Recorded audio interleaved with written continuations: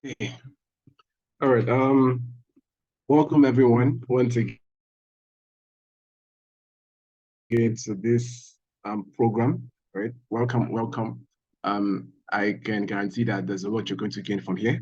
All right. This, as I said earlier, I say it's really crucial coming at this point in time, the first month of the year. The vision boarding and trying to craft out something for our finances and making sure our finances on the right track. So as I said, something really important. And to everyone welcome here, thank you for coming. Thank you for joining. It means a lot. It shows that you want to gain value. It shows that you know how to spend your time actually. And this is like an investment. All right. So thank you very much. Thank you very much. Moving on, my name is, let me connect to my.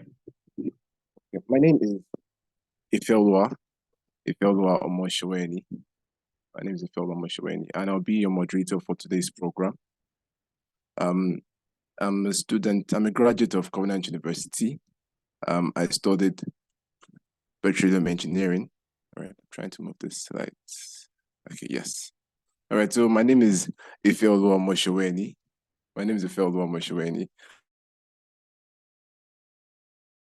As I said, a graduate of petroleum engineering from Covenant University, and I'm happy to be your moderator for today's program.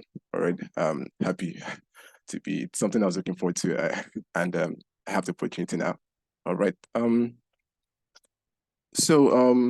Before getting anything started, before any speaking goes on, all right, we just want to make the ground rules, all right, the meeting rules, the rules for the whole meeting, so that we are all aware of this. All right, it's very important we have rules for everything so that we have something that's guiding us, or something that's putting us on the right place. All right, so very quickly, the first one is be conscious of your environment. The second one is don't plug your ears completely. Do not drive while in this meeting. Mute your mic, very important, all right, to avoid distractions. The last one, do not interrupt during the course of this program. Use the raise option, also very, very important. All right, and the last one, note down your questions.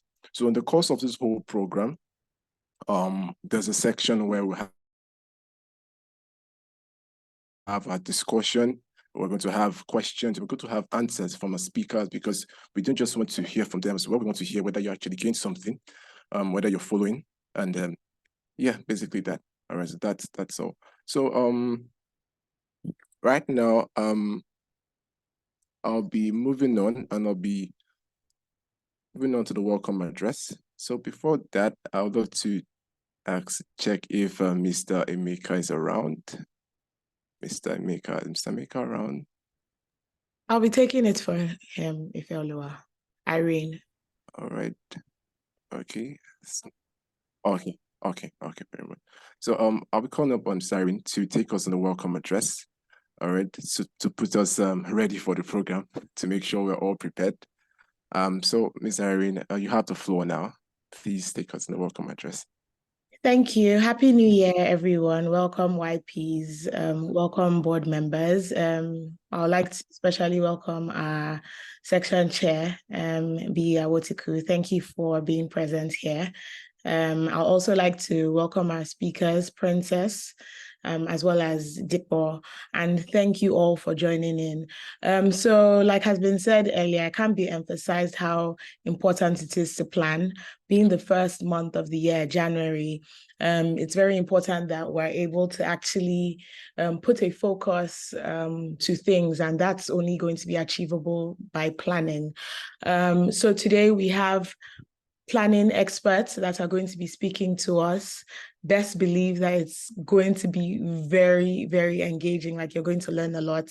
We have our programs chairperson, Dipo, who will be taking us through the financial angle.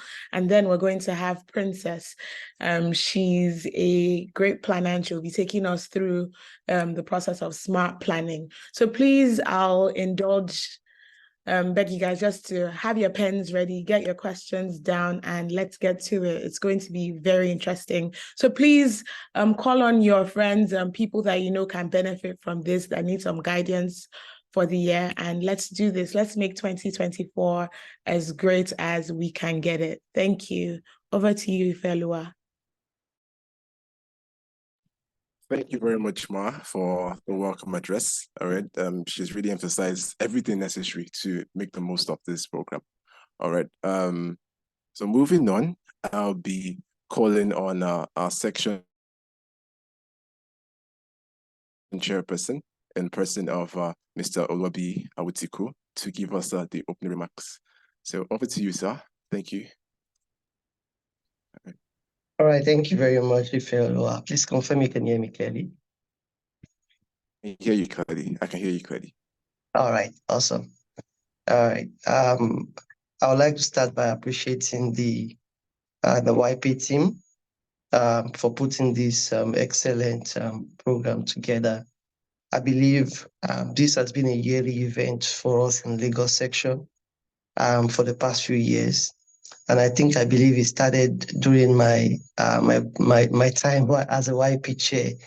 And I believe it was, one of our past section chair, Mrs. Fayama Okoli, that actually put, this idea through, and we're able to deliver, beautiful events. And it's been excellent so far. So I would like to congratulate everyone who has joined. That this is a very great and powerful event. This is different from any professional event you'll attend, with SPE Lagos section. This is actually an event that is not just geared towards, making you a better professional, but it's also making you a better person at the end of the day. And so you would realize that you're going to get so much value from this event at the end of the day. So I would like you to, as much as possible, put your whole self into this, the next, 2 hours or time that it will take us to finish this event. We've got, powerful and great resource persons who have, who are doing well in their career, who have led in the career, who are doing well, in every area of their professional and personal life. And they'll be sharing on how to create, a great vision board to let you visualize your success for the future. And I want to say that, it's a powerful thing to be able to create an image of how you want your year and the next few years to be, or how you want, your life to, to pan out. And so while you're doing this, try as much as possible to, craft that, financial success that you would want to have at the end of, your life. You want to look back and say, I attended a vision board event that was put together by SPE Lagos section. And at the end of it, I was able to generate and build a vision board that guided me through my life. So I would say, be open. It should be an interactive section, a session rather, ask questions, and I'm sure that we've got great professional in Mr. Dikwa Shafa and Miss Princess Ofo, who will be able to do great justice to this. I hope we have a wonderful time, and thank you very much for inviting me to give the opening remark. I would also be at the background trying to create, my own vision board also, so that I can also achieve greater financial success. So thank you very much, Ife. I just realized I didn't turn on my video, so I hope you can see my face. Thanks. All right. Yes, sir. We can see your face. Thank you so much, sir. Thank you so much for those insights. As you said, as we all heard again, all right, it's very important. Sir, trust me, as I saw the team, I was really captivated. It was strategic. I tell you for a fact, really strategic. Coming at this point is January. So if okay, you're not sure what to do next, there's an opportunity for a vision board. There's an opportunity to craft whatever you need to do and put yourself on the right path. Very important, all right? So before we move on, all right, I just need to know if we're all excited, because I can't be the only one smiling here, and I don't know how we all feel. So if you're excited, all right, I need us to do something for me. I need us to do something for me, okay? on the comment section, just put an emoji or write something like, okay, excited or power or cool, or just do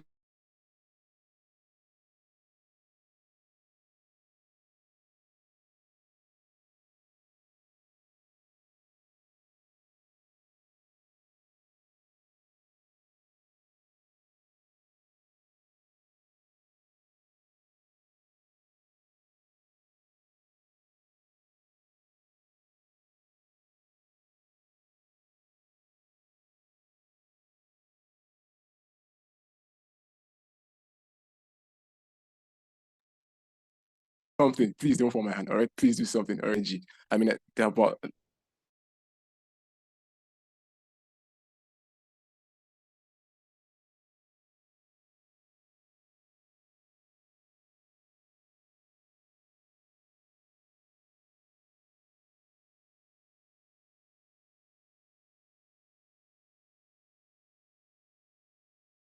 okay, sorry, I'm back. The whole network's connected. All right. So please, I need the energy here, please. I need that energy. I need that. All right. So before we move on, please, before we move on, please just show me your energy. Do something in the comments. Let me see it. I'm gonna see at least 10 people do something. All right. I can't wait. I can see that from Abdurraham. All right, Aaron is putting the dancing emoji. Please, people, join it. Do something. Do something. I need to know whether we're excited. We need to be happy. I'm not moving on to it. All right. We have also see Moses. I say, okay, I'm happy to be here. All right. Who else? Who else? Let's do one more, two more before I move on. One more or two more before I move on. All right. Okay. Thank you. I'm seeing the lollipop. I see smiling. Awesome. Awesome. Awesome. So we are all excited. I'm happy about that. I'm really happy. So moving on, I'll be moving my screen. We're going to have an icebreaker. All right. And we're going to be having a Kahoot. All right. So let me change my screen to the whole Kahoot thing. Okay. Where am I? Where is this? Where is this? Okay. So let's hold on a bit. I'm going to be sharing my screen here. All right. All right. So very soon, we're going to play in the Kahoot for the icebreaker. All right. So waiting for my screen to come up so we could have the game. All right. So I'm going live. So once you see the link, the pin, we just open the Kahoot thing and join. In the meantime, let's go to kahoot.it, kahoot.it, kahoot.it. Right. Let me start the game. Kahoot.it. Are we out there?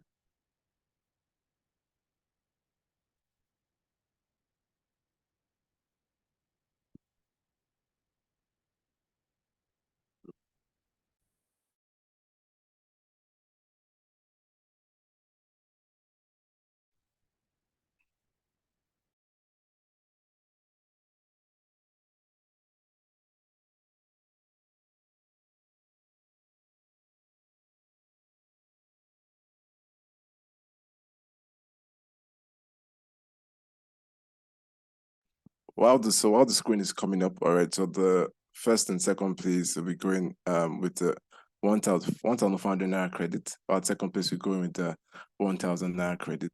So I mean, there's something to win here. There's always something to win. So let's all get ready. So it's still loading. So I'm waiting for this to come up. All right, it's coming up now. So once the screen is up, let's all endeavor to join. Okay, it's coming up.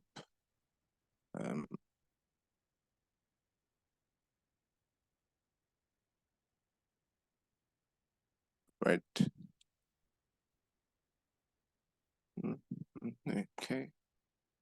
All right. So now we can all see the pin. So let's go to kahoot.it and type this pin in. This pin in so as quickly as possible so we don't waste too much time. All right, so kahoot.it, kahoot.it. All right, Kahoot, I'm putting the pin. All right. Kahoot.it. Okay, I see one person join. So we need more people. That's the MJ. All right. Need more. We need more. So the pin is there. So I see 3, 4. Okay. We need more people. All right. Okay.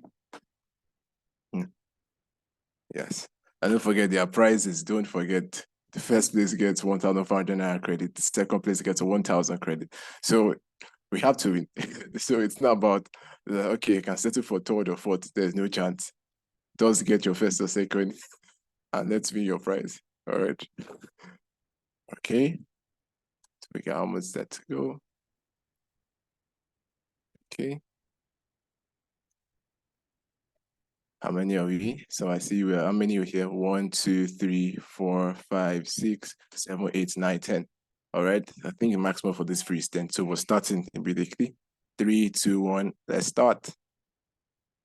All right. All right. Let's just stay on. SPE quiz. 2, 1. Let's go. Okay. Okay. Are you ready? So, okay. All right. Are you ready? Let's see.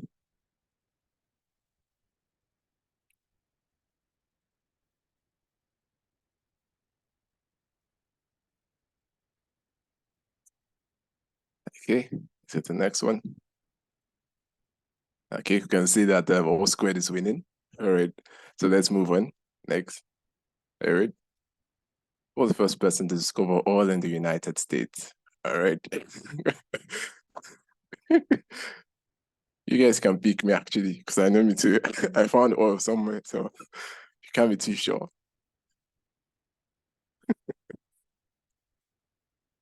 I hope I've all picked me.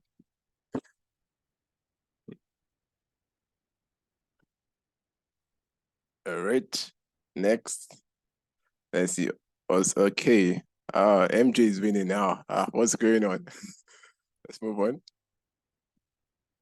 Which is not among the 5 founding countries of OPEC. All right. Is it Russia? Is it Iraq? Is it Kuwait? Is it Saudi Arabia? Okay.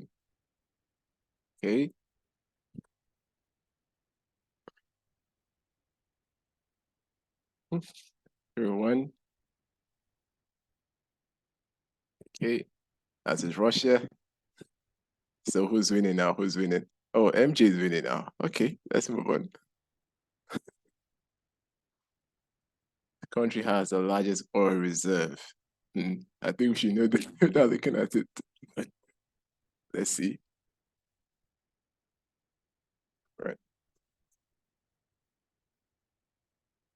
Oh, wow. We got to Venezuela. Okay, next. So who's winning now? Let's see leaderboard. MJ is still top in the charts. Awesome. Awesome. What was the channel? SP Nigeria account. Okay. Right. 5 answers, 6.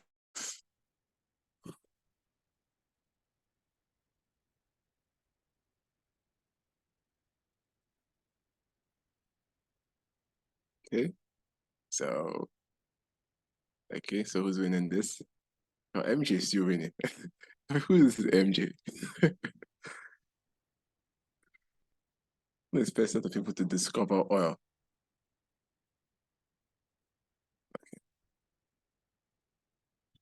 All right.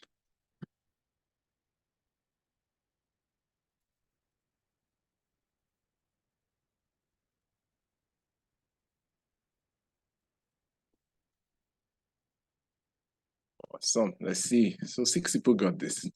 6 people picked America. Okay, 3 people picked. Let's move on. Let's see who. Let's see. Oh, Yadang. So MJ has finally been able to pick it. Next. An uncontrolled flow of fluids to the surface is called. I know my lecturer is always saying this thing, so I couldn't leave my head. So I think we should get this really quick.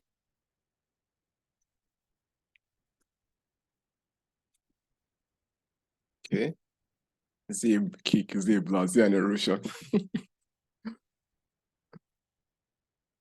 Okay, next. So it's Yadang again. Yadang is winning. So remaining 2 more questions. What's the more equipment pictured here? Let's look at this carefully. All right. All right, okay.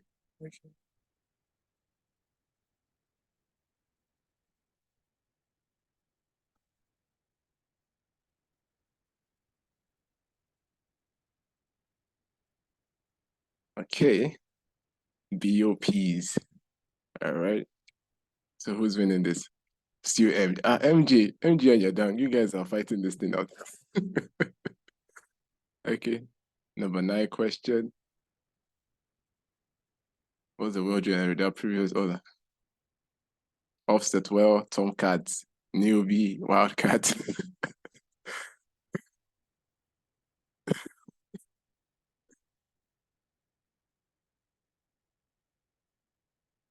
Right.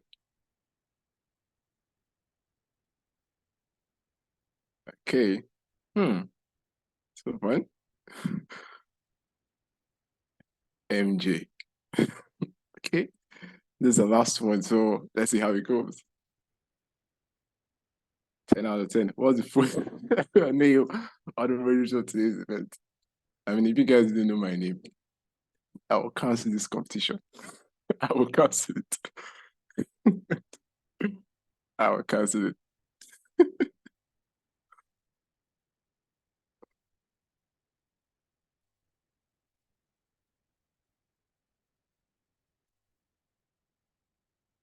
All right. It says some people still missed my name. Next. Podium. Thought this R squared got toward. Wow. Hey, I don't. We all know who won then. MJ. So all right, this is awesome. MJ. So MJ, I don't know who MJ is. So MJ, if you're the winner, please put it in the Zoom comment section. Yadang as well. Please put your name in the Zoom comment section. All right. Please do that. Or you can also put it in the YP section too, so we know who to give the prizes to. But thank you everyone for joining. I mean, this was really interesting. I mean, we all saw the competition between MG and Yadang. So, man, I mean, really interested, really interested. So let's move on to the next order of the event of the program. So thank you guys for coming in. Thank you. And so let's move in proper. So I'll be changing my slides now to another thing. Is this okay? This should be it. Awesome. So moving on now. I think I need to pause the other side. Yes. So moving on now. We're going to have our program now. I'll get in the program proper. All right. So I would like to okay, sorry, please hold on.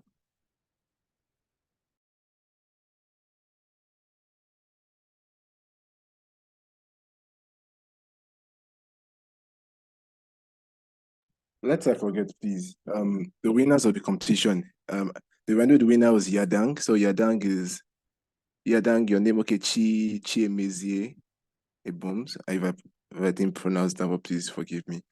So just write out the name. Let me just write it out for me, please, to make things easier. And also MJ, okay, I've seen MJ's name is Moyo. Or Lauba. Okay. I've seen the 2 of them. Awesome. Okay, awesome. So moving on. We're having the first speaker. Again, you know me, I love energy. So please.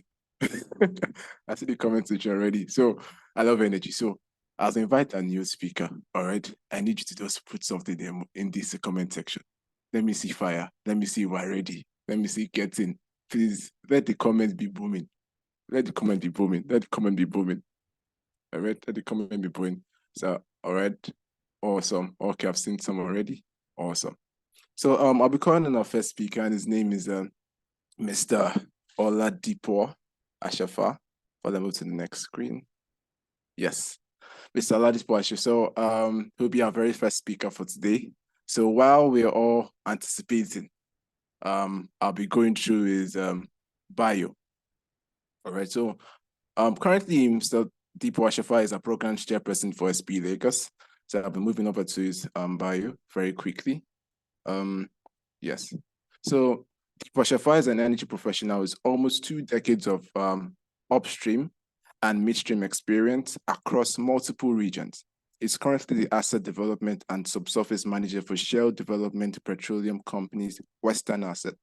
He began his career as a reservoir engineer in 2006, working for Enable Midstream Partners, operating 2 depleted dry gas reservoir storage fields in the southwestern Oklahoma region. Since then, Deepo has worked as a drilling and completion engineer for Mobil Production Nigeria, and also as the first staff reservoir engineer for the First Exploration and Petroleum Development Company before joining Shell Petroleum Development Company, SPDC, in 2013. He initially hired into Shell as a resource volume engineer for the SPDC portfolio. Deepo has had the opportunity to deliver value in various roles across petroleum engineering, venture development, asset development, digital transformation, and strategic planning. In 2017, Deepo was presented with the opportunity to move to the Shell International HQ in Netherlands to work with the Global Executive Vice President of Asset Management Excellence as a strategic business advisor, where he broadened the skill set beyond the subsurface knowledge base. He later became a business opportunity manager for key global digital transformation initiatives, such as Shell's First Asset Management Data Platform and the Shell Digital Twin Program. Prior to his current role, Deepo was the technical planning and integration manager for Shell Nigeria Exploration and Production, with accountability for strategic planning, performance management, and business integration. He's an alumnus of the University of Oklahoma, where he bagged a degree in petroleum engineering, and Herod University, where he had a master's in petroleum engineering as well, and a Professional Society of Petroleum Engineers member. Deepo is married with 2 wonderful children. His hobbies include EA strategy games, sports, and entertainment. So without, further ado, or without further introduction, please let's give a round of applause for Mr. Deepo Ashafa. Once again, the comment has to be moving. Let's keep the comment again, the emojis, please. Let's keep on. Let's give a round of applause for Mr. Deepo Ashafa. Mr. Deepo Ashafa on the call. Let me check what is the call. Please, let's welcome him. Let's welcome him. I'm here. All right. Okay, sir. So thank you, sir, for coming. Read your bio, and I would say I was really impressed, sir. Thank you very much. So right now, so you have the floor. We're ready to learn from you. Thank you so much. Thank you, and thank you for inviting me. Thanks to the YP team, Mecca and Irene. Thanks for putting this together. And fellow, I thank you for facilitating. It's an honor and a privilege to be here. So we're talking about, so I'm a planner. I mean, my last role was planning, and we're talking about planning, but creating financial success. And to me, what that means is, thinking with the end in mind, right? So if you want to know where you'll be in 10 years, you have to forecast and think about what success looks like for you in 2034. Right. And I find having the strategic mindset helps. Helps. The slides are not on, are they? I mean, I can talk through without them, but it helps. They're coming, right? Okay.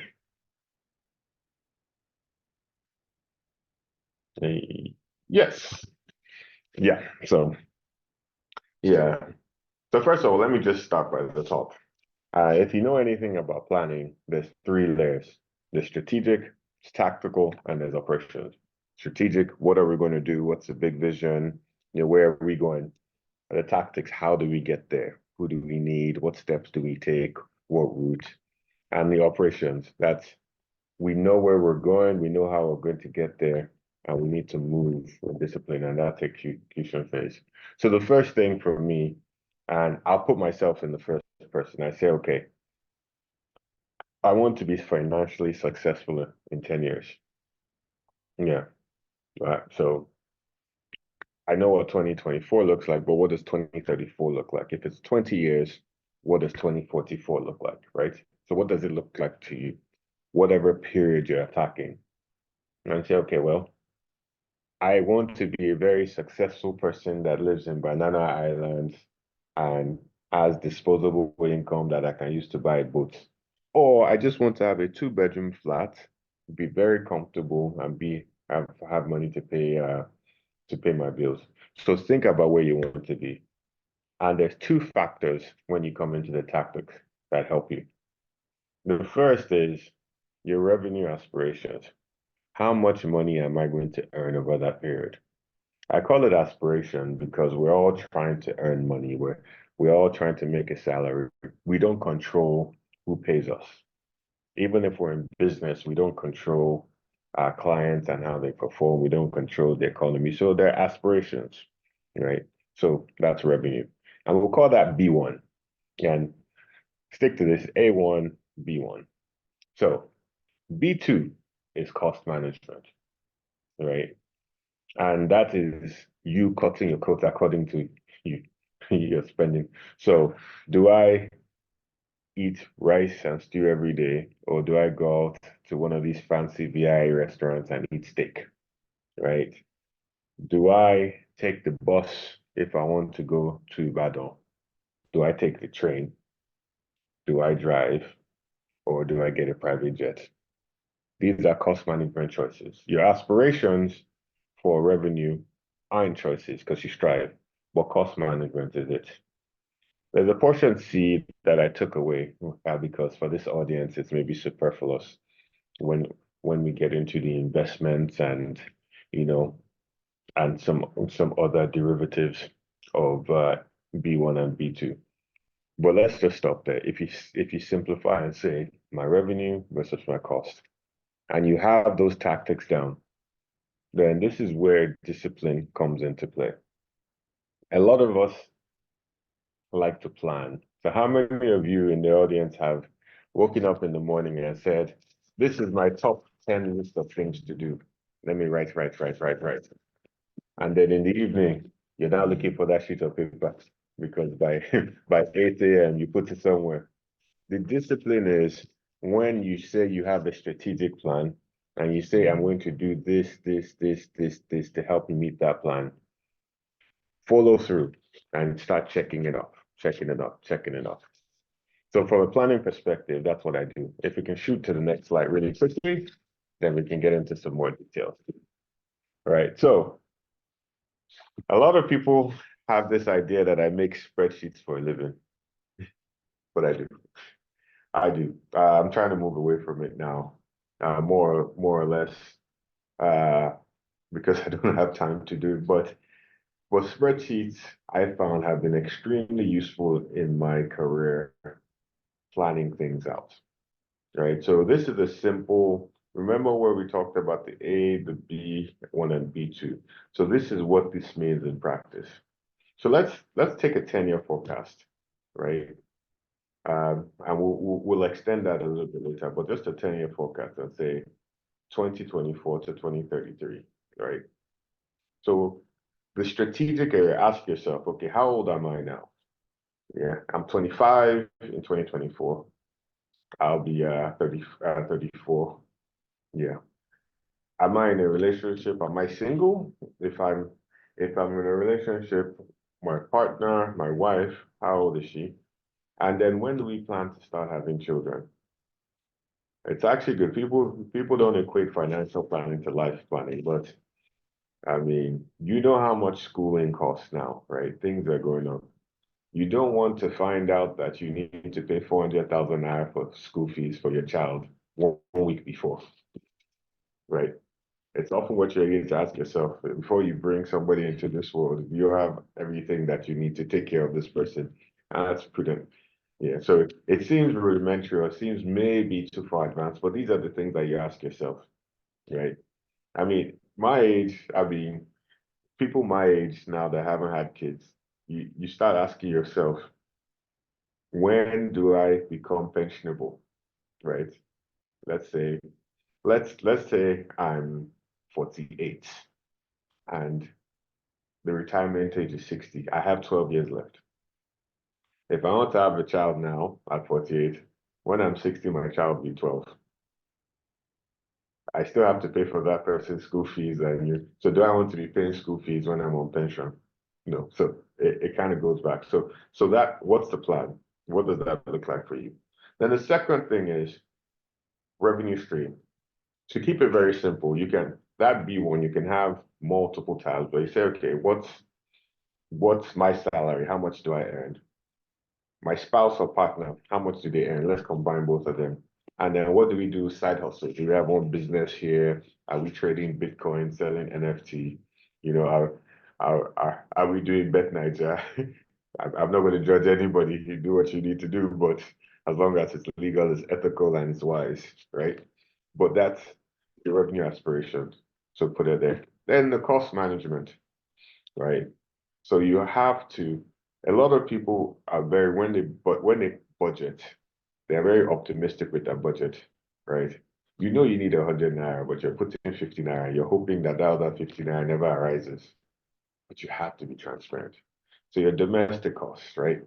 And I say your domestic costs are maybe your rent, your feeding, do you have any staff, blah, blah, blah. That's all the family costs. You start having family, then there are things that you need to put in place. You have a child care, that child's feeding, clothes for that child. I tell you, when you have children and they grow every year, to buy clothes for them every year, right? Then education, of course. What kind of school are you going to send your child to? Are you going to send them to a local grammar school? Maybe cost you maybe 50,000 naira per term. Are you going to send them to St. Saviour's? That'll cost you God knows how much St. Saviour's charges. But I mean, any school where you see people have G-Wagon in front in the morning, so are you in that crowd? Do you have your own G-Wagon or do you not, right? And then enjoyment, very important, because you will enjoy yourself. Nigerians will enjoy themselves. So if you don't budget your enjoyment, then you will enjoy yourself at the expense of the education of the family or domestic budget. That's going to create problems. So create one. And then savings, I'll talk a little bit more about why savings are important, but you have to prepare for a rainy day. I think we all know. And then investments, I'll also talk a little bit about that and the difference between investing and saving. If you push on to the next slide, it might have a little bit more detail so we can start getting more practical, because I realize I'm doing a lot of theory now. So let's push on to the next slide.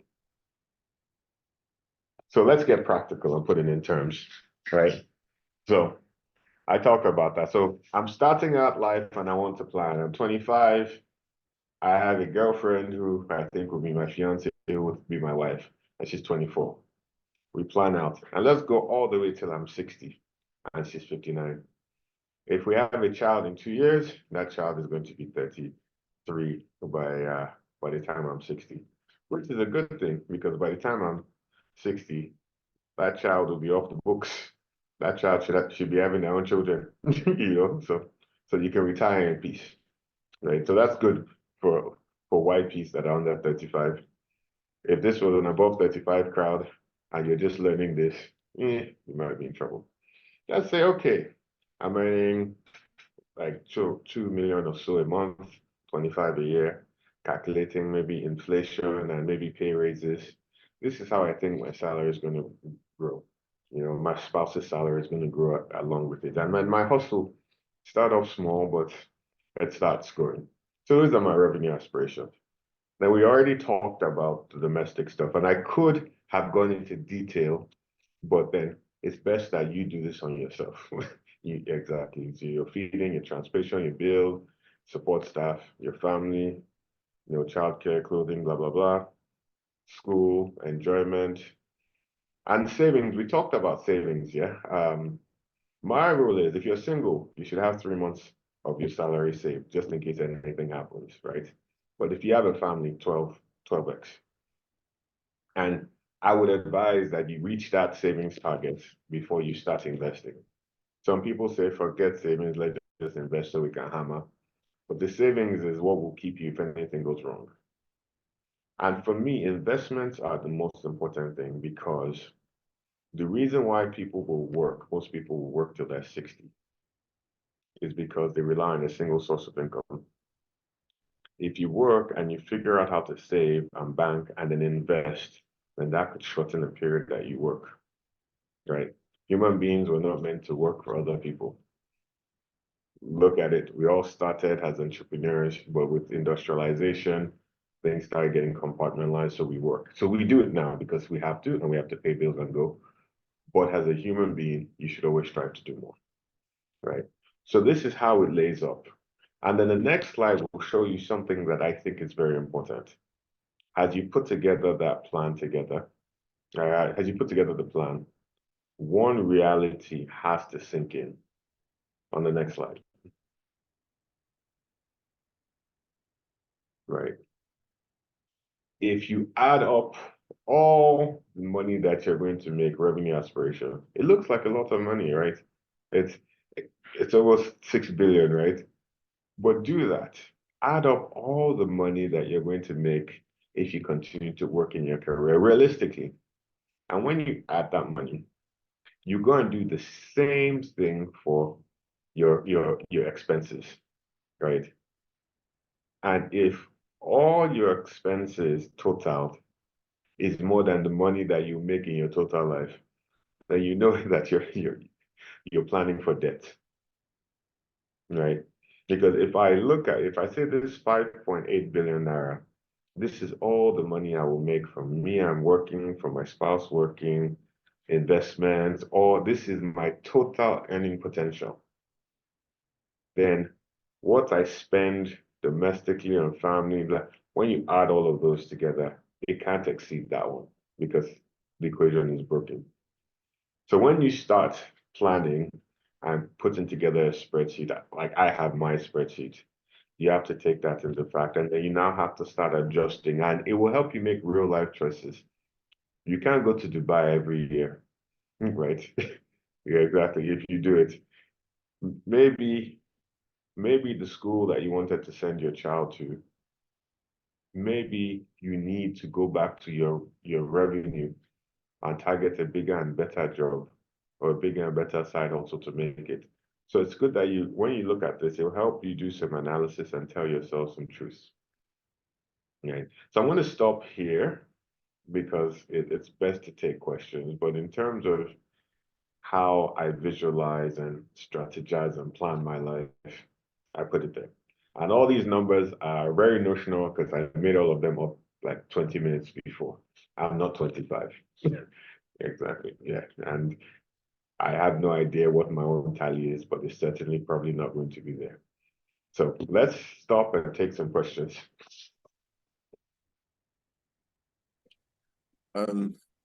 Wow. All right. Oh, thank you so much, sir, for this. Thank you so much for this what I say, enlightenment. You can't call it a lecture, all right, because the lectures sometimes are boring, but this was enlightening. This was opening, particularly when you spaced out everything on the spreadsheet and all. I'm sure we all gained a lot from that. So I know I have one or two questions, but before that, I think we should ask questions from the audience first. All right. So does anyone have any question to ask? Any question? Any question? Do you have any question to ask? Any questions? I sent everyone to sleep. No, I don't think so. So do we have questions, please? Questions. Do you have questions? All right, okay, I see a hand up. All right.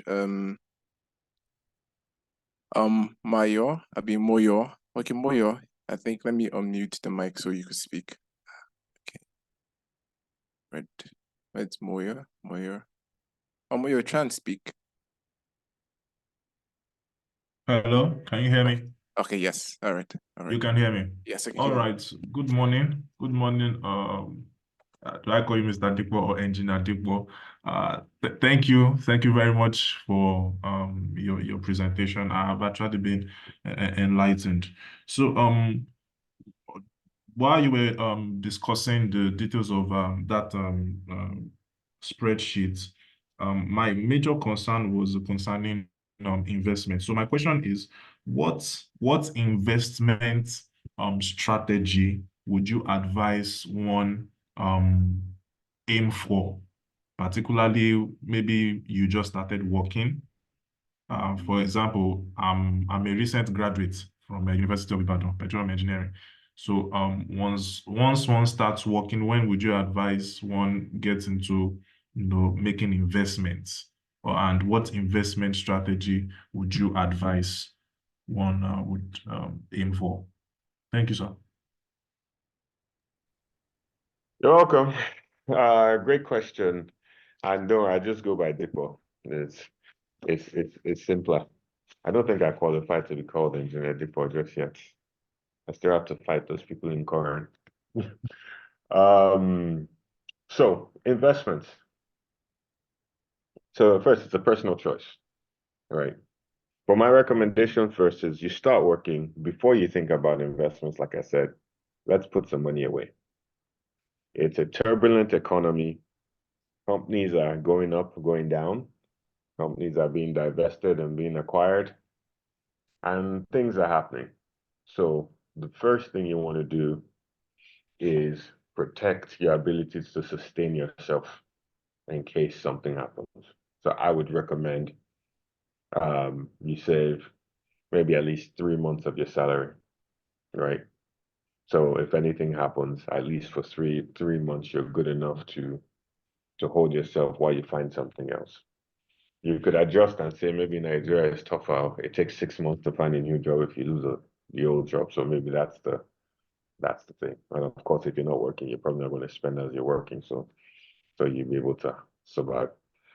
Now, when it comes to investments, if you talk to an investment manager or you go to your bank and you tell them you're thinking about opening an investment account, what they will do is send you a form. And that form will ask you a bunch of questions. But ultimately, they want to gather and understand if you're somebody who's a high risk taker, someone's a medium risk taker, and someone's a low risk taker. If you're looking for long-term investment yield, maybe you buy some stock in some of the banks. Maybe you buy some shares and stock in Dangote. Maybe you put some money in a small business, like, okay, somebody wants to sell pure water or charge cards, some of the margin businesses, and you invest, or maybe you buy some land, right, and hope that one day Lagos State or the federal government does street lights and drainage and that hits that piece of land that you bought. Maybe it might be 5 years, 10 years, and the piece of land you bought for 100K might be worth 10M when. So that's a slow and steady, gradual route, which I typically recommend. There's a different path some other people want to take. I want to buy Bitcoins, right? I want to chase maybe like Tesla stock because it's rising. I want to buy NFTs. I want to do the latest thing. When you hear, they said boys are hammering in this place. So those are more aggressive. You could be lucky, you could ride your luck, and every short-term scheme you go into, you could be lucky. Or you could be very unlucky and you enter something like MMM, and then you crash and burn. My recommendation would be when you take your full financial sheet and decide from the plan, who do I want to be in 10 years, right? What kind of salary do I need to earn? What kind of returns on investment do I need to get? When you understand that target, then you can start building your investment strategy, which is usually very personal to you, right? Very careful. So they won't say that Dipo said you should go and do this one, then you're now gonna let there, then you blame you. All right. So that's that. Oh, I see some people are, even my co-presenter is asking me questions. Now, our princess. All right. So But, let's. but there are more. Do you want me to just take the questions that I can see in the chat box? Oh yeah, you can. I wasn't about to call them up, but you can as well. Okay. So I will not be recommending any investments again. Just so it's your money. You've worked hard for your money, and you should do the research on what to enter with your money. Don't let anybody give you an investment list, because if it does not work out, you're going to be mad at that person and you're going to be mad at yourself for not doing your own research. Always own your successes, right? Everything I've invested in, I've spent a long time doing research. Sometimes I'm like 90% there, then I now discover a website that gives me some detail, or go on a blog and I go, I'm not going to do this. So always do your diligence. It's your money. You work hard for it, right? So do your diligence research. Now, I see another question. Fantastic presentation. Please share any personal experiences that have helped me execute with the execution of financial plans. Very clear. Well, personal experience, right? So I've always had very lofty ambitions of, I don't like to suffer or sweat. So I like to do things that put me in a position where I can do things. So the car I drive, which I will not say, the car I drive, it took me 5 years to get that car, right? 5 years. And I knew I was not going to get the latest model, right?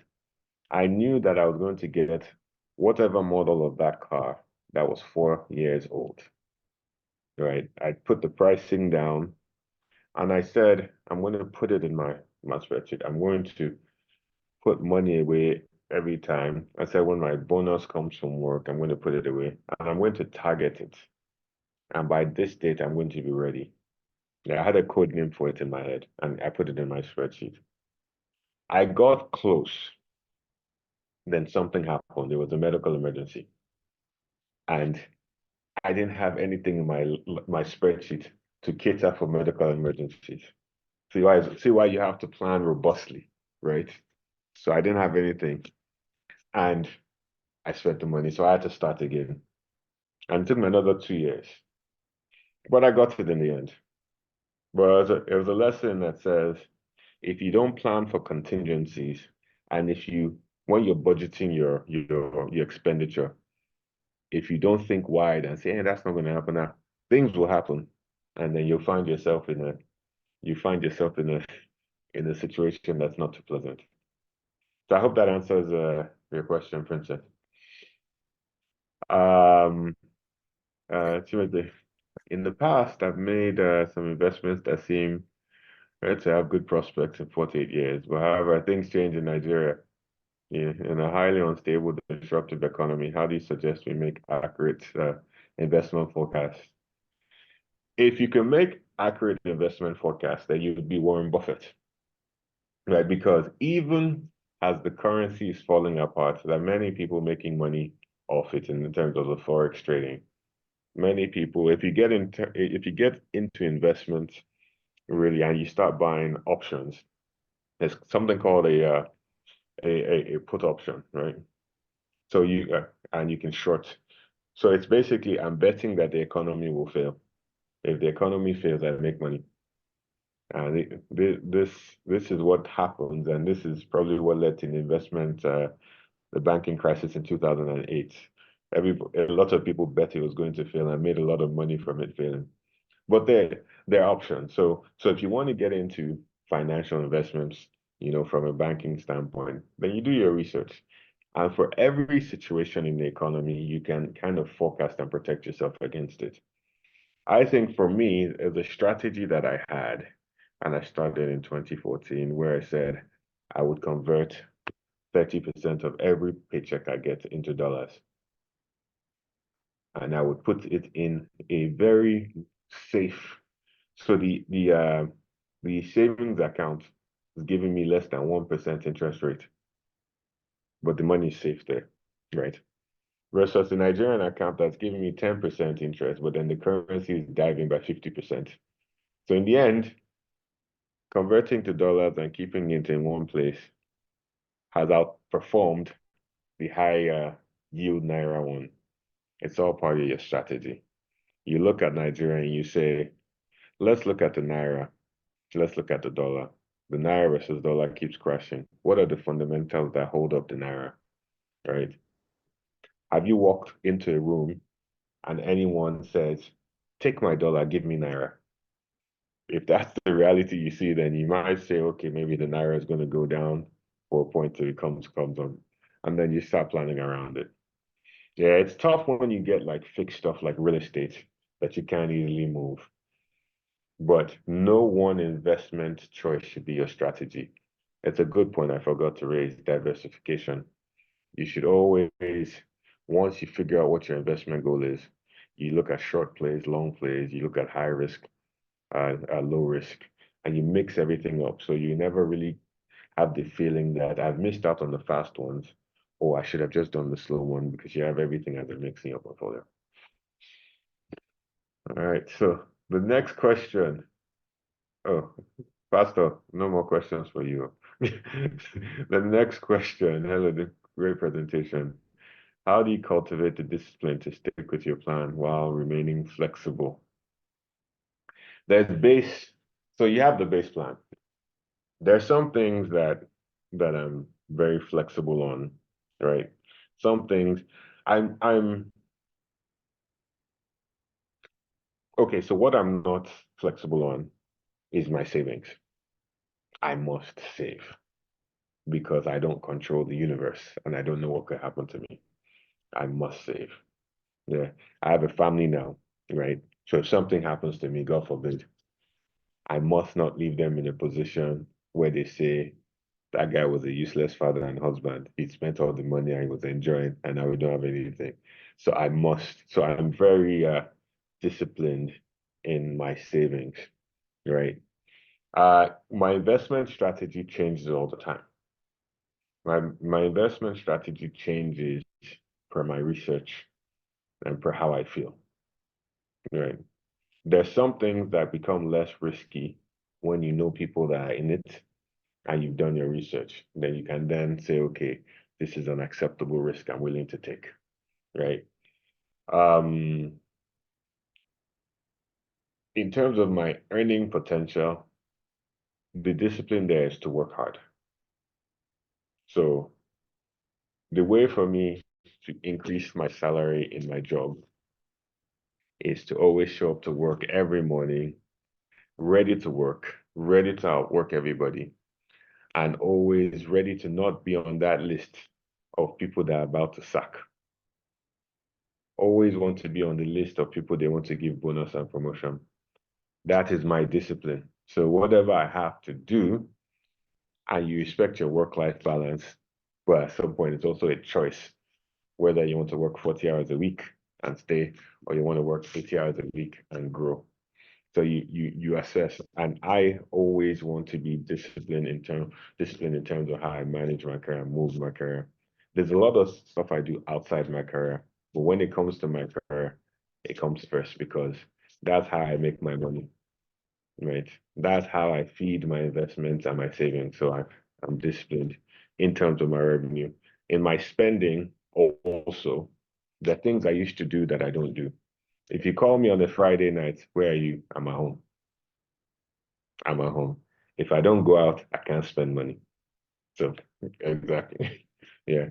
When people approach me on the street, like they do in Nigeria, and they say, bros, anything for us, I know that I have a limit as to what is there for the boys. I have a budget for what's there for the boys.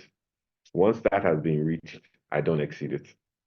I don't exceed it, whether it's any police or this. So I know, okay, it's tough for economy. You have to help some people out, but I have a budget in my head. Most people don't have a budget, so maybe they give 1, 2, 3, and they lose count. But I find always stick with the numbers. Always stick with the numbers because you have to keep your eye on the price. I'm going to stop now and maybe not take any more questions because I've gone over. So if anybody else has questions, you can email me or send the YP chat to come and talk to me. He knows how to find me. All right. Thank you so much. Thank you so much. I really gained a lot. I remember from the questions I was still learning on the whole investment thing. I mean, saving money, investing money. I mean, these are critical factors that people need to understand. Because I mean, I think investment is a way of, well, I say, multiplying the money you have in the long run. And I think it's really important. So another thing I learned was I think we all learned is that if you're single, I mean, you should have at least 3 months of your salary saved, all right, which is important too as well. And also, I was looking through the chat and I saw that, I mean, this thing was really detailed, broken down, the next 25, next 10 years. I think if everyone should plan in the long term, I mean, we'll be able to walk backwards and see where we need to improve on and what we need to focus on. So thank you so much, sir, for this enlightening session. I'm really grateful. We are all grateful. SP says thank you. Thank you so much. So if you have any more questions, please, as I said, reach out to probably to me as well. I mean, I'll gather every question I have and I'll give it to the right party to handle it. But thank you very much. We're happy to have you. Thank you so much. Right. Thank you, So guys. everyone, can we say thank you in the section? Can we in the comments? Let's say thank you. Again, I love energy. Please give me the energy. I need the hands applause. I need the fires. I need thank you. I see thanks for Chiamaka. I need the energy. I mean, we're about how many on this group? 32. Like I see thanks again. Please, much more. Thank you. So much. Thank you. Awesome. I love the way you guys are responding. The energy is real. It's real. All right. So I'll be moving on to the next aspect. I'm sure we're anticipating already. Just be anticipating.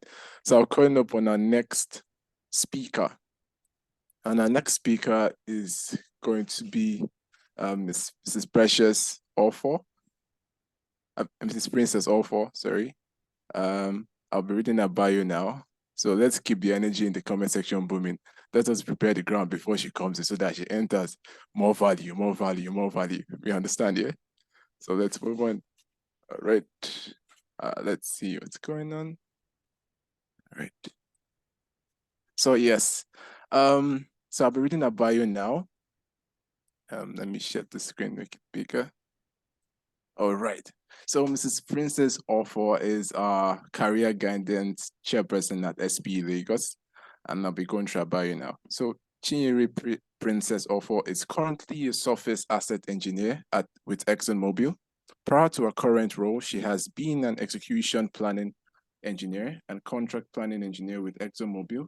She has over 7 years industry experience spanning petroleum engineering, project management, business development, and contract procurement. She's a PhD candidate in petroleum economics, management, and policy at Emerald Energy Institute, Nigeria. She holds a master's degree in petroleum engineering and project management from Institute of Petroleum Studies, Nigeria, and a bachelor's degree in petroleum engineering from Covenant University, Nigeria.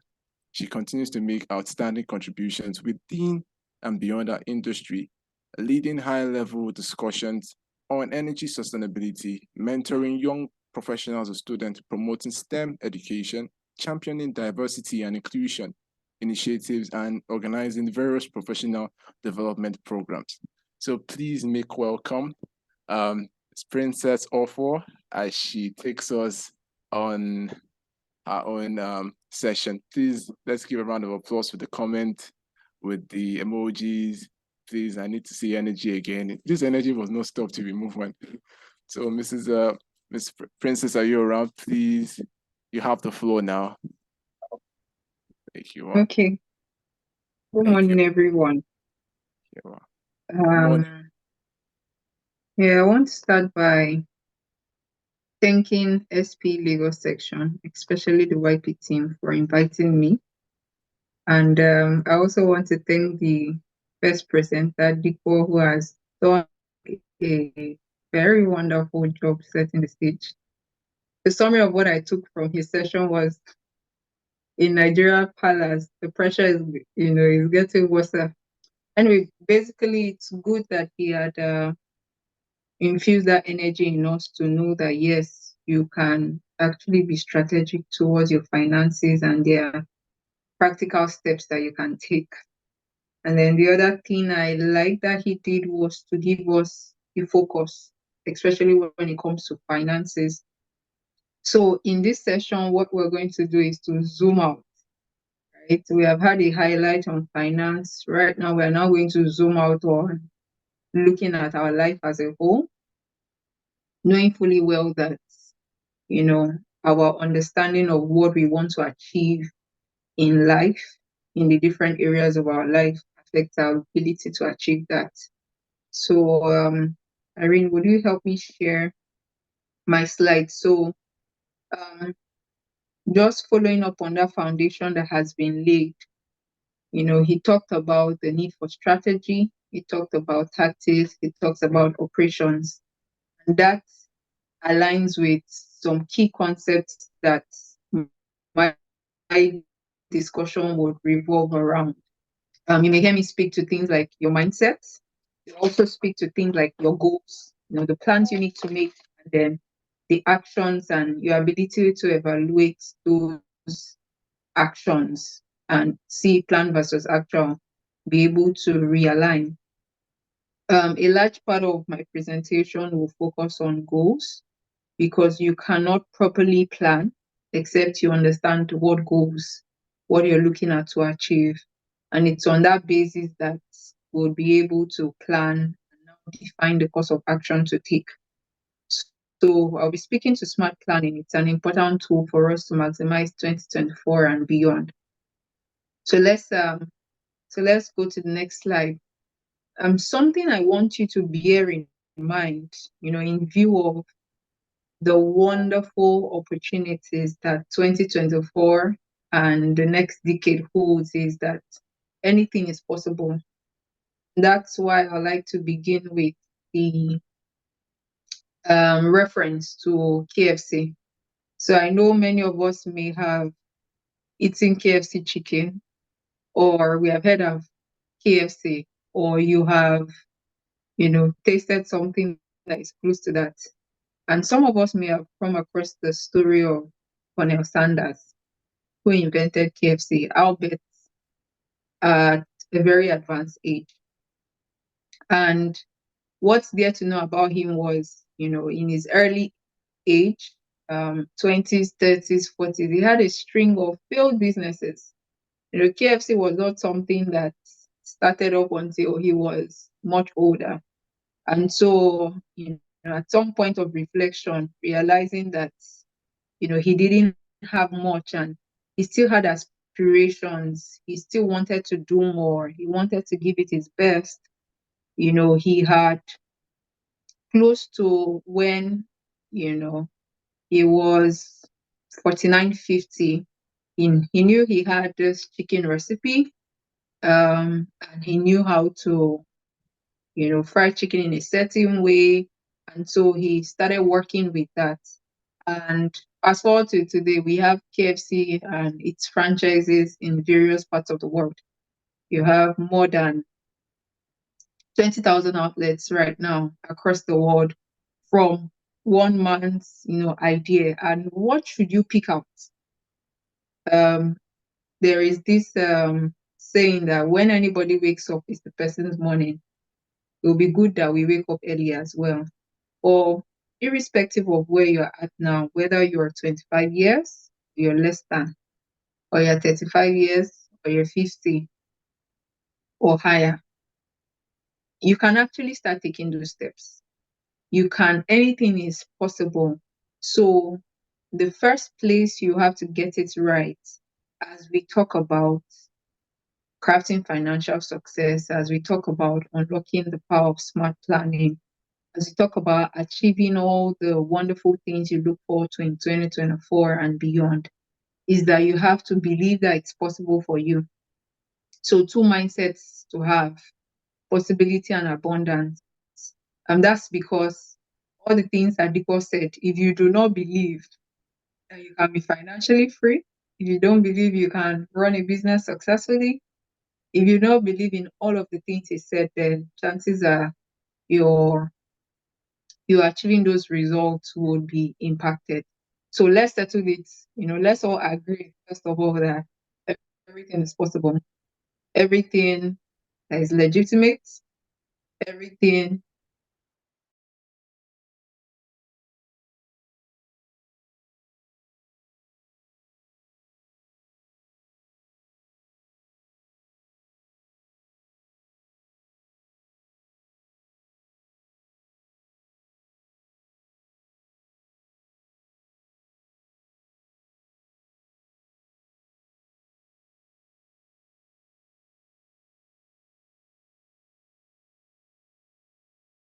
next decade, it's possible. So speaking to goals, one of the critical parts of planning is that you must have a definition. Certain things must be clear, because take, for example, in the sport of football, imagine if you had no goalpost, then how do you know who is the winner? How do you know, how the different members of the teams what they should focus on? How does the striker perfect his skills to be able to put in that ball in the post? So if that post is not defined, then it's like you're beating across the air. It's like you don't have any direction. So a goal is a desired result, as simple as that. And it's important for various things because it gives you a sense of direction, that focus, with what you heard Dipo say, he could maintain that discipline because he knows what he's trying to achieve. It helps you achieve purpose, it gives you a roadmap for your success, and then it makes for a fulfilling life. And there are reasons why people don't set goals. There are reasons why people don't end up achieving their plans. You'll see that in the comment slide. So it's important that you identify yours, but not to dwell too much on that. If you understand what could have stopped you in the past, or what potentially could stop you as you work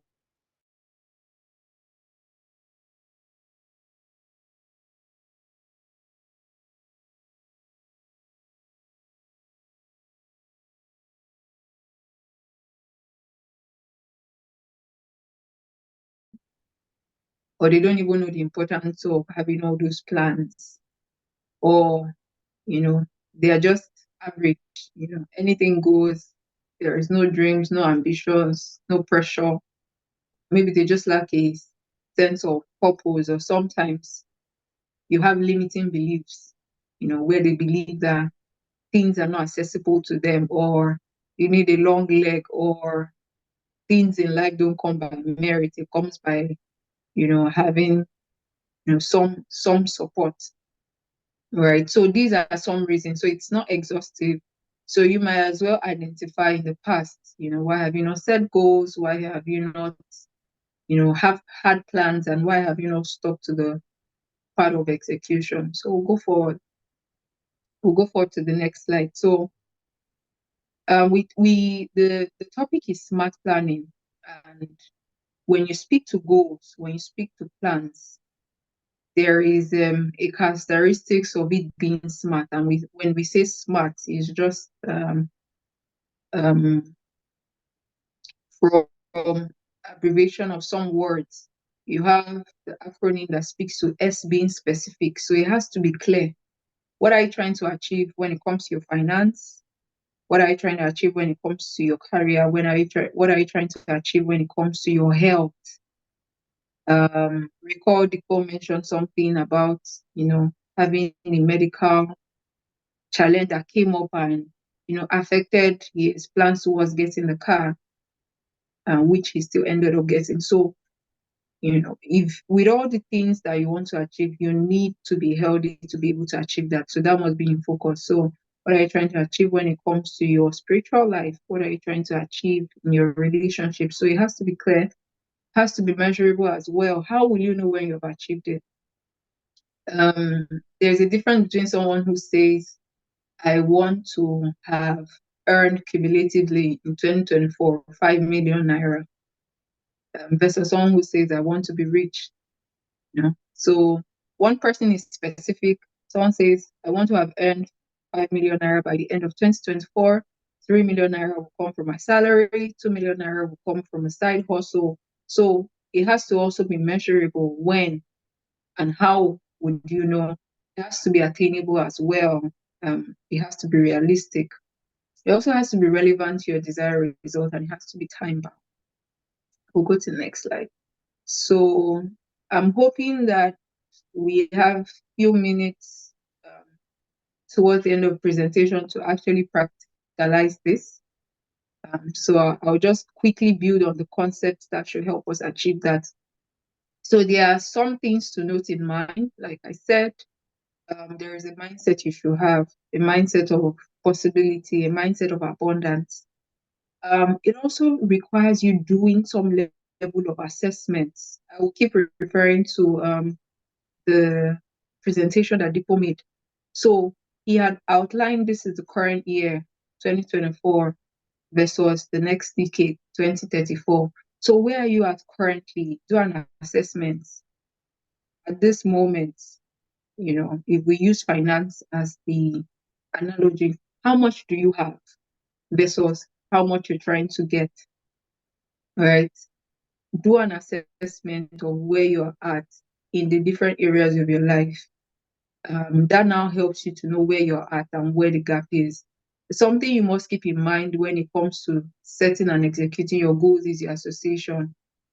So there's definitely an environment of success. You would imagine that, for we in this part of the world, sometimes it seems like certain policies, especially in the economic climate, is not favorable with our aspirations. Whereas in some other climates, because of access to basic amenities, there are certain things they don't have to think about. They don't have to pray about it. There is available and it aids them to be able to achieve success. So there's an environment for success, both the external environment that is affected by even the decisions that other people make, including government, but there is also the association that you must carefully choose in terms of people you interact with. You don't want to have people that would derail you from your goals, or have people that will make you feel that those goals are not achievable. You need to be on the path of growth and transformation. So there is who you need to become, right? Because your current person may not be able to step into those goals and those aspirations that you have if you keep doing the same thing, if you keep behaving the same way, potentially your results will not change. So understand that there will be who you need to get transformed into, and much more important would be who you're becoming in the process beyond just what you're doing. It requires some level of sacrifice, discomfort from you. And then all of these things that you would hear today and you have heard previously and you probably hear after now will be tested. And then you have the opportunity to continually evaluate and review where you're at versus your plan. So let's now move ahead to the next slide. So I want us to do something right now in view of all that we have heard from the presentations. We are going to make it practical. First things first, everything is possible. That's what we have agreed. That everything is possible for us in 2024 and beyond. It's possible for you to have financial freedom. It's possible to grow your career. It's possible to get a job. It's possible to get a family. It's possible to improve in your health. Having known that, I want you to pick a piece of paper if you have a biro, or if you have your phone device. Without moving away from this session, I want you to write down these areas of your life. Personal development. So just do it. I will also do mine. The goal would be that you are able to have actionable steps when you leave here. So just write an area of your life. So maybe it's finance, because that's what we have talked about this morning. So you have personal development, the spiritual life, family,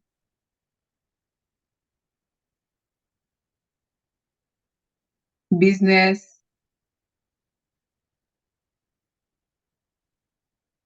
finance, health,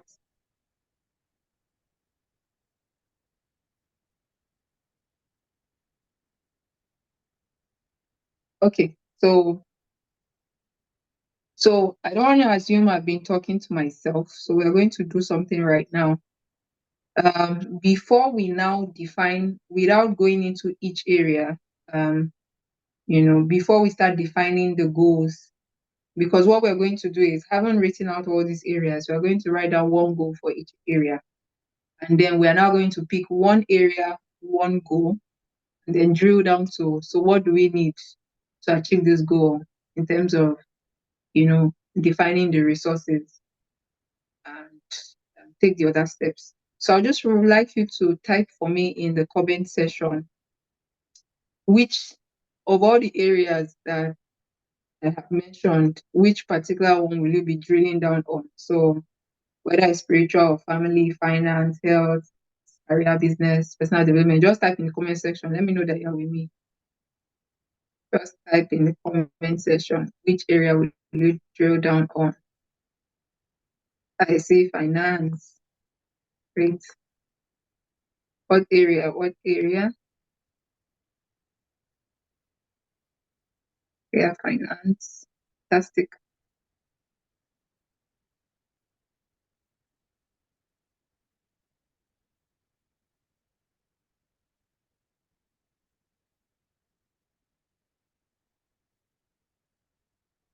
Okay.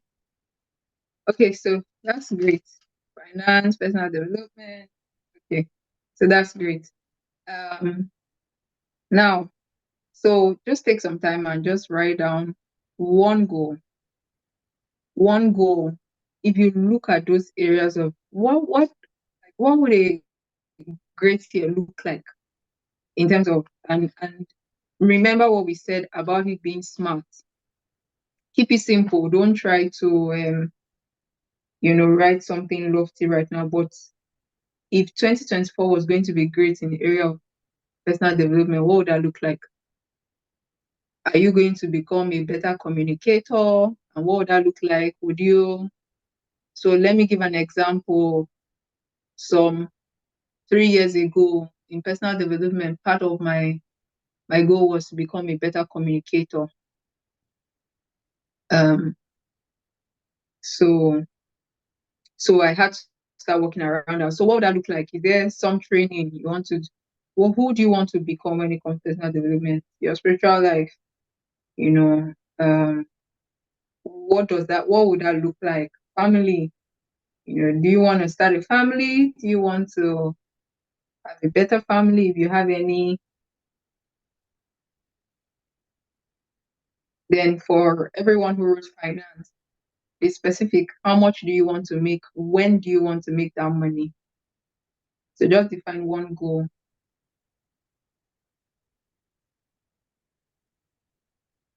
And health, when it comes to health, what would that look like for you?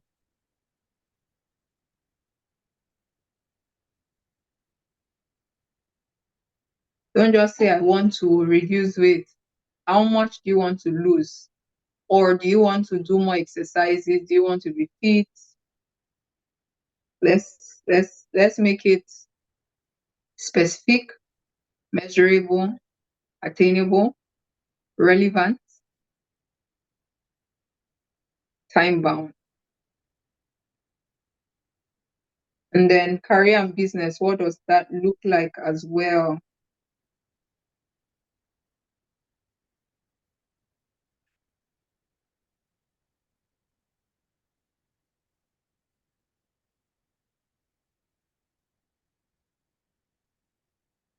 Okay, so I'm going to now ask us to pause here, and I'll give an example for the coming steps, and then we'll do it, and I'll ask for somebody to nominate themselves for us to also walk through one area that you have mentioned so that it's practical and people can relate to it. So I would also appreciate if the YP team tell me how I'm doing on time.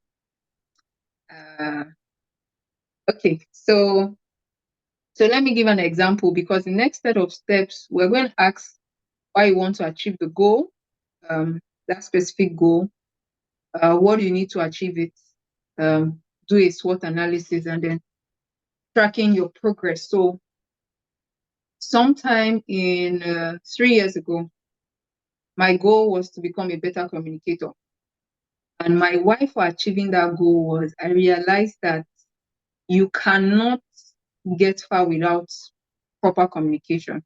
what does that mean? Whether it's in your career, your bosses, when you're presenting something, they need to be able to quickly grasp the idea and be able to make the right decisions. So it's not enough to know the technical jargons. You need to present it in such a way. So that was part of my why. I knew that if I had to have a business, I'll have to pitch, and I have to sometimes have, some persons say 1 minute elevation pitch, but be able to convince people. Similarly, when you have to meet people and network, it helps to be able to communicate your message in a clear, concise manner that people can easily grasp that message. And when I now said, okay, what do I need to achieve this goal? Resources, skills, people, and attitude. So part of the resources I identified were trainings. I also needed practical opportunities to be able to hone that communication skill. And you know that communication has many parts. So I wanted to do more presentations. I also wanted to do things like moderations. And where could I have those practical platforms? I said, definitely SPE, right? SPE, you can do a lot of ALPs, you can do a lot of technical presentations. And so having defined that, what had happened was when there was an opportunity to give technical presentations, I took it, even non-technical presentations. And then I would go rewatch those presentations and I'll try to ask myself, what could I have done better? And then I would watch people that, take for example, you can see that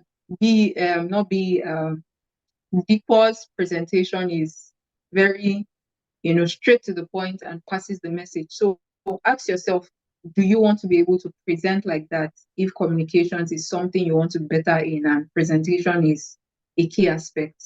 So when you now haven't done that, your SWOT analysis, what are the strengths, weaknesses, opportunities, and threats? So strength is, I don't have any issue speaking. Yeah. Go ahead, someone wanted to say something.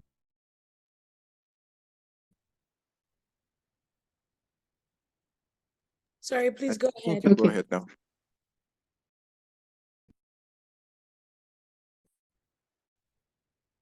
So for strengths, definitely speaking, I don't have this. Obviously, somebody wants to say something. Okay. Okay. So opportunities,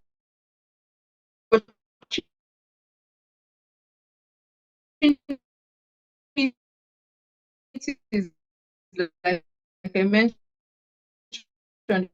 SPE has a lot of platforms for that. And then threats could be that you learn or, I could be so. And then how you now track that progress is, for me, I had set a goal that I will make 4 technical presentations every quarter. And within that year, I already exceeded, those 4 presentations. So having said that, I would like somebody, just one person, to volunteer themselves, right? Volunteer the area and the goal they want to work with. And then let's just have a small chit chat before the, chit chat as part of this session. And then we'll walk through these questions. So one person.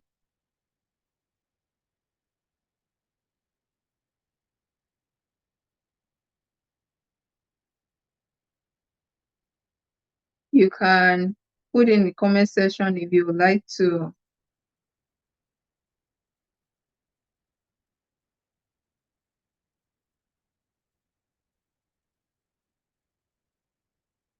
I believe that we are not shy people.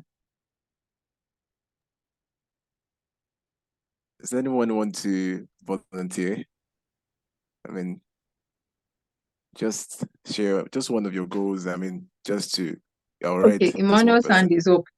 Okay, Emmanuel. I think Yeah, you can speak. thank you. Okay, so Emmanuel, yeah, can you hear me? Yes, thank you. Mention the area, mention the goal. We'll take it from there. Okay. So the area I'm going to talk about is finance. I know health is very important, but I'll speak to finance. So obviously, a lot of folks are trying to save for a better future, right? And based on some of the nuggets we've gotten already, it's important that you make the sacrifice now to plan for a better future. So the target that I've set is to grow my mutual funds. And the reason is because I'm trying to build a savings culture, but I also want to put the money to work so that you have another stream of income. So instead of just saving money in maybe a bank and not getting adequate returns, you want to put it in something that is kind of minimal risk, but giving you some return, and you can monitor progress, and you also have the ability to call on that resource if needs be. So the instrument I chose is a mutual fund, at least for Nigerian investment. So I set a target. Emmanuel, permit me to cut in, just in the interest of time. Right. So that's good that you have chosen mutual funds as part of your finance goals. So grow it to how much? Even if you don't want to give us specific details, you can give us a range. So grow it annually by 12 million every year. Just on a continuous basis. Yeah. So that's really the target. Okay, that's fine. So what's your why? Why do you want to grow it? So the reason is to have an additional avenue for funds and saving for retirement. So the trick is, if you're able to save over a long period of time, your mutual funds have a compound interest benefit. So you don't see the financial gains immediately, but you begin to see it over maybe 5 years and over a decade if you have time. So it's money that you don't feel so much, but the compound effect over a long period provides another stream of income. That's really the why. Okay, Emmanuel, so you would help me. You help me provide short answers to my next set of questions. So what would you need to grow the mutual funds at 12 million every year? So you need to have a savings plan that enables you to have a direct debit. So for me, I just set up a direct debit from my salary just to the mutual fund. So that's the level of discipline you require. And so you already have a debit. Yeah, so you need to set up a direct debit so that the fund cannot leave before the other demands come in. Okay, so do you know how much percentage that mutual funds, based on the money you would be debiting from your account versus what the mutual fund is currently doing, the percentage ROI? Do you have any specific ROI in mind? Or have you discussed with? Yeah, you need to have one. For me, because the funds are for, future, it's the ROI right now is 10%, right? And I know last year it was probably higher, and the future is going to be higher because of the economic trend. So my cutoff is 10% plus. So anything that is 10% is fine for now. Okay. So are you in discussions with, someone, where you are in the financial institution where you are making this deposits as to what can improve the performance of those mutual funds? I assume that some banks even have different aspects of different categories of mutual funds as well. Yes. Okay. Yes. So the conversations have to go. But what I would recommend is just look at what look at the funds that your organization typically invests in, and they will probably do a lot of the work for you upfront. So don't try to take any risk with funds you don't understand. Okay. So what are the things that could affect you from achieving that goal, Emmanuel?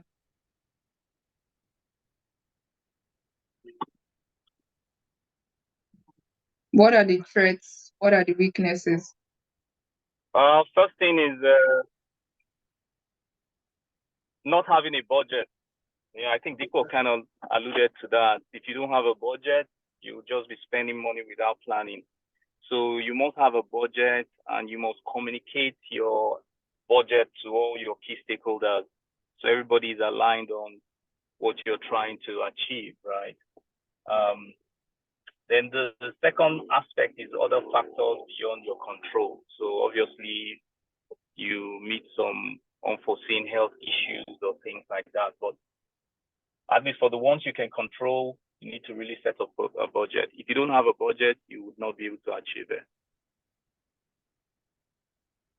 Okay, finally, and thank you for your time thus far. How would you track your progress? How often would you review? When would you know you have achieved that?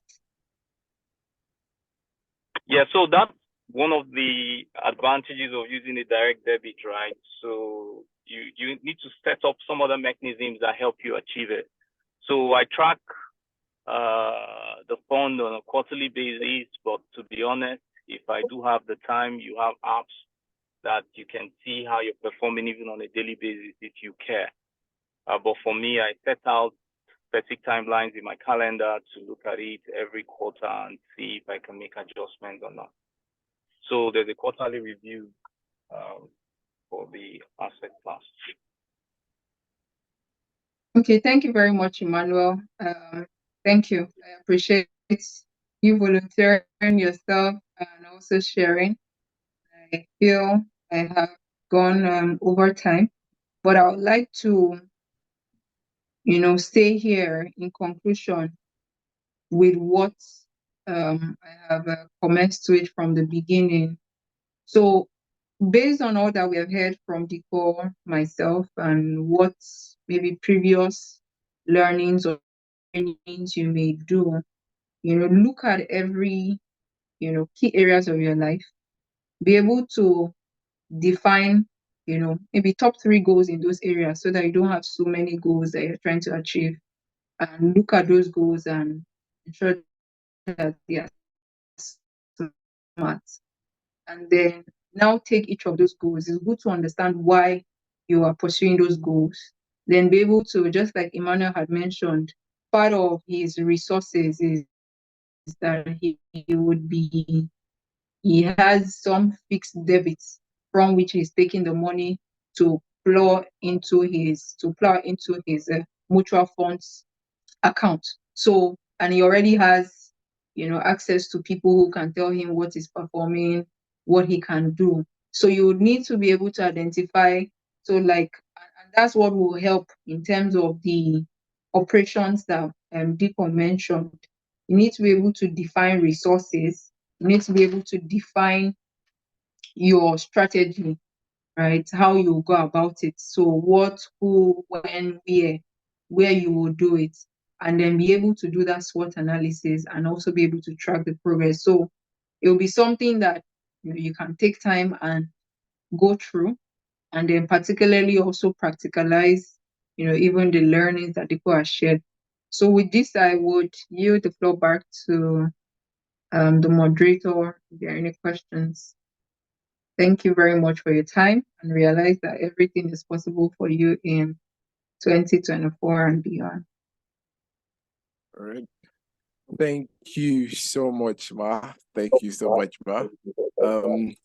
We just received practical goal setting. Practical goal. This was just something it's like a template, all right?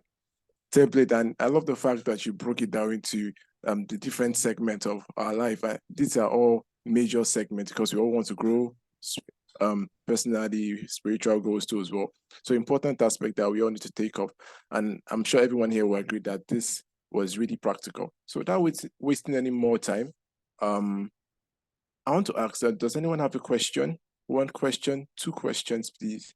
Like it's two questions. Just two questions, all right? Just two questions. Who has a question? All right, for our speaker, just two questions, all right? Everything was really clear to you. You understood everything, yeah? So two questions. Okay, so if you have, okay, if you're not able to get your question, okay, I see one person. Okay, Abdurrahman. We'll just be taking Abdurrahman. All right. So Abdurrahman, please go on. Just taking only your question. All right. All right. So quickly, Abdurrahman, let's hear from you quickly. Good morning, everybody. I don't know if you can hear me. Good morning. All right. We can hear you. Hello. I don't know if you can hear me. Yeah, we can hear you clearly. You can go on clearly. All right. All right. Good morning. Thank you very much, the moderator, and we are really grateful for the lecture so far, the presentation. I mean, so without spending any more time, I would like to ask a question regarding one of my area, which is setting a goal in my career. So I have this how would I say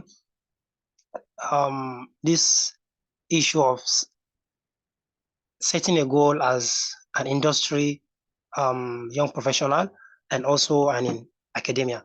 So why setting my goal? I've set a goal in how to become maybe a lecturer if possible, and also set a goal in how to become a practicing petroleum engineer. So this is as a result of maybe let me say the opportunities that are kind of open to me. I have interest in both areas, but I don't know regarding smart planning, as the lecturer have said, the presenter said. How do I go in kind of choosing the right path instead of just focusing on the two at the same time? I don't know if the question is clear.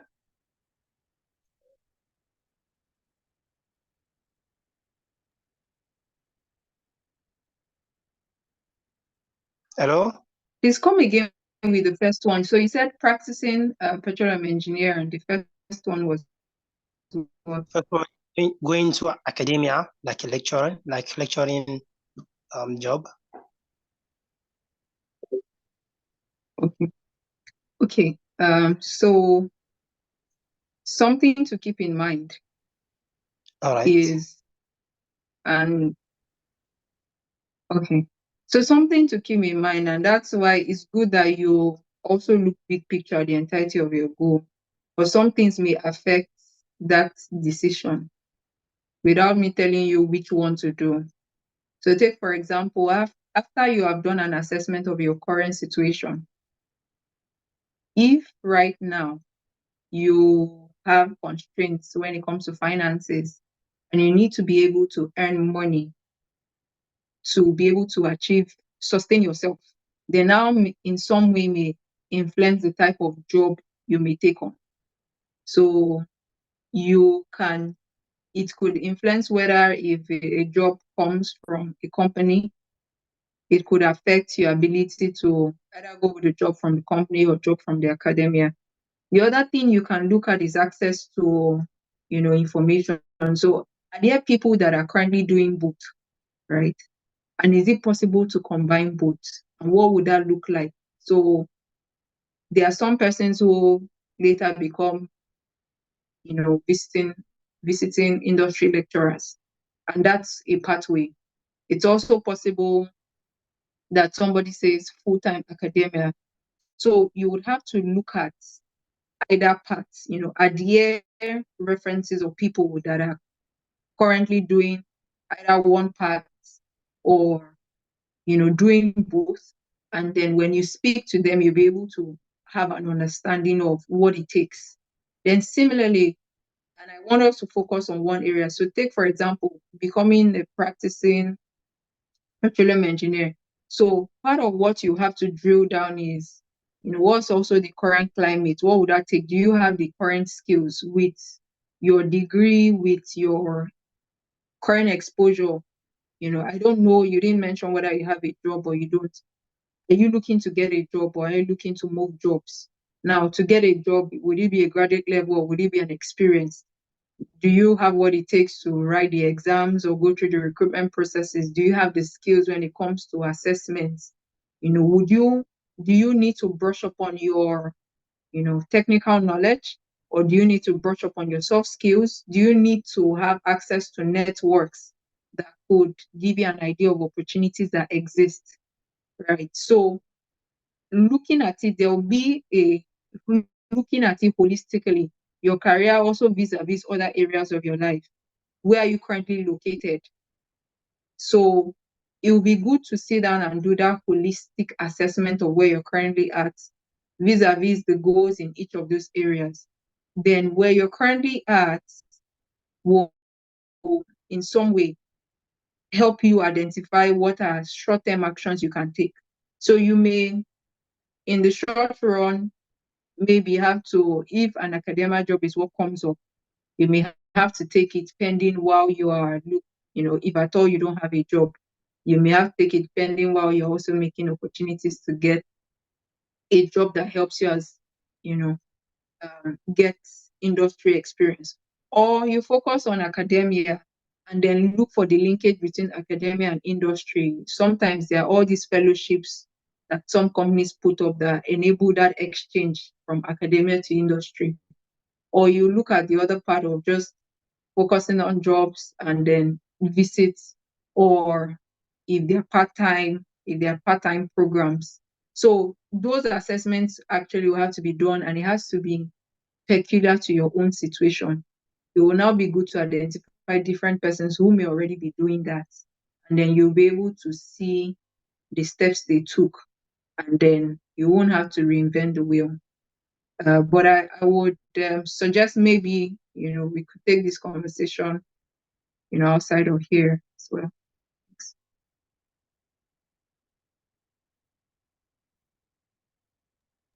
Okay, then. Thank you so much, Ma. Thank you so much. Once again, thank you, and we're grateful for everything that you just taught us. All right, so we're going back to implement this fully, because there's one thing to learn and there's one thing to execute. So as we're going back, it's important that we practicalize these things, all right, put them to work, and assure you that you have your life put in order. Trust me on this. All right.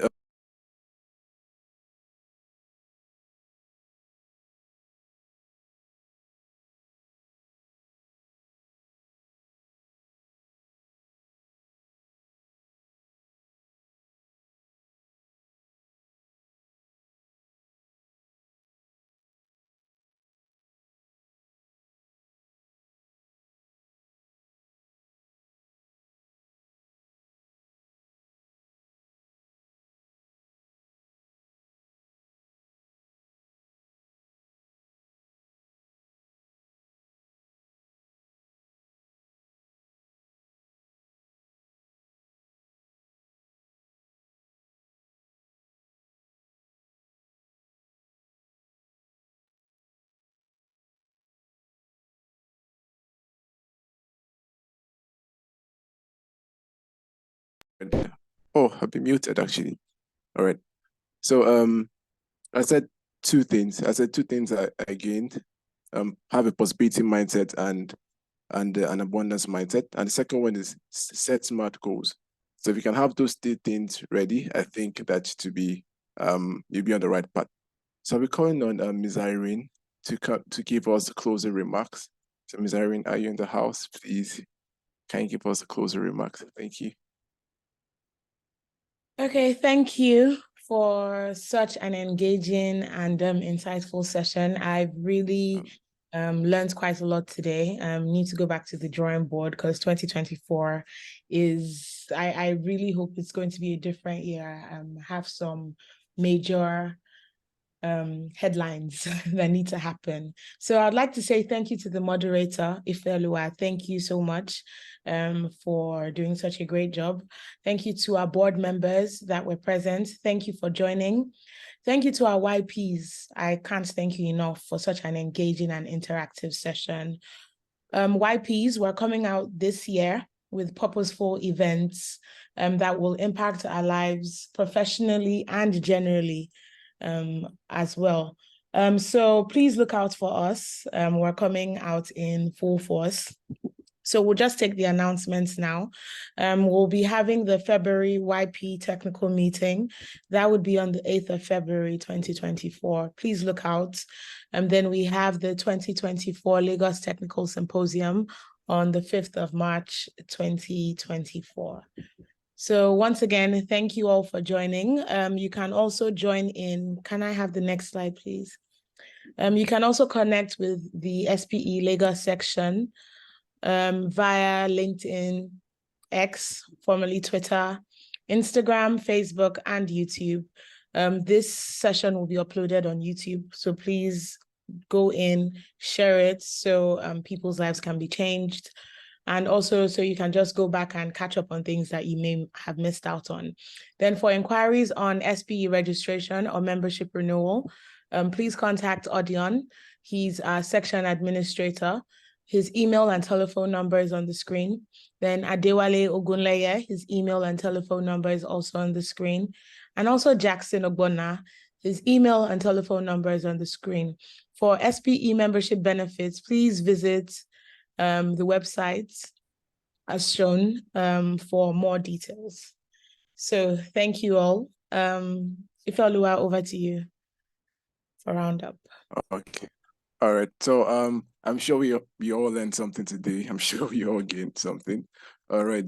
So the last time, just an energy in the chat box. The last time, trust me, that's the last time. So if you gained something, just say thank you to our speakers. Thank you very much. Put the emojis, thank you. The applause, thank you. Yes, thank you. All right. And before we leave, we need to have a group picture. So please, everyone, turn on your camera, please. Turn on your camera. We need your cameras on. Turn on. Let me stop sharing my screen so that we have all this camera. All right. Full screen. Okay. Is someone taking the pictures? Let's be clear. Okay. All right. All right. So at the cameras, I'm seeing some people's cameras are not on. Some people's on, like a lot are not on actually. So can you please put it on? So Adrian will be That's look really nice. All right. So Adrian please, okay. Okay. All right. So everyone please put on your camera so that you'll have it looking good. Okay. I think more people are joining. Thank you. Thank you. Okay, I see Ali. I see Esther. Once again, Victor, Nonto, Moses. Please put on your camera. Right. Are we ready to go? Okay. All right. I think, Mr. Odion, I think we could go with this first while the others are still putting on their cameras. All right. I think we can take the first picture. Yeah, I'm just sleeping right away. Thank you. Put on your smiles. Okay. All right. Done here. Okay. Okay. Okay, we're done, yeah? All right. Yeah. Okay, awesome. I'm done here. Okay, awesome. So everyone, thank you for joining. Thank you. It's been an enlightening session. And also I would like to say thank you to the YP community for giving me this opportunity. To Mr. Rain, to Ms. Irene and Mr. Emeka, thank you so much for the opportunity. I'm grateful and something I will never take for granted. So cheers to much more events and cheers to more successes in the future. Thank you so much, guys, and have an awesome day. Thank you. Thank you very much. Bye.